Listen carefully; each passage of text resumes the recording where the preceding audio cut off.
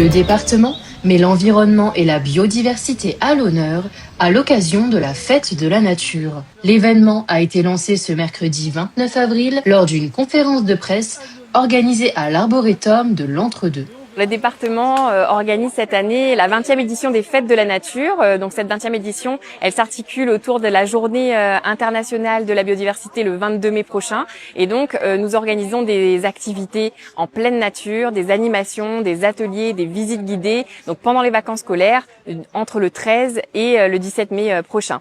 Donc l'idée, c'est de pouvoir rendre nos ENS accessibles à toutes et à tous. Donc c'est un événement qui est gratuit et qui est accessible notamment aux personnes en situation de handicap. L'idée, ça a été vraiment de mettre l'accent sur cette accessibilité pour nos personnes en situation de handicap cette année.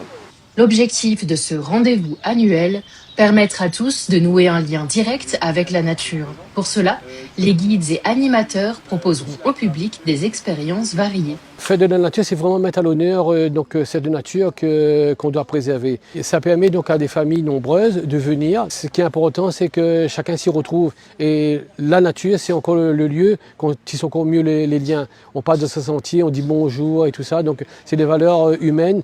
Et notamment cette thématique cette année, c'est l'humanité et la biodiversité. Et c'est vrai que dans un sentier, on voit qu'il y a de l'humain et il y a des partages. C'est vraiment l'art de vivre.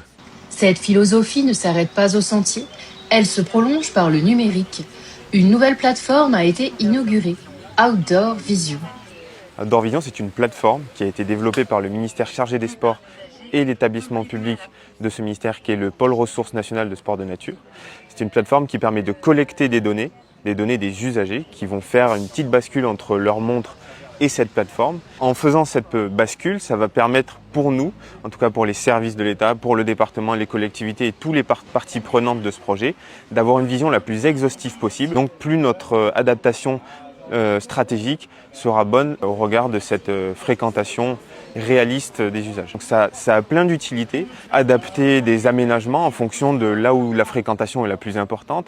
Sur le plan sécuritaire, par exemple après un cyclone, pour la biodiversité, avoir un recul sur les pressions qui peuvent être exercées sur certaines zones, ça pourra nous permettre d'adapter les sentiers, des itinéraires, le balisage pour sensibiliser les pratiquants, les usagers. La Fête de la Nature permet à chacun de passer des moments uniques dans nos espaces naturels. Elle invite aussi à participer à son échelle à la préservation de la biodiversité réunionnaise.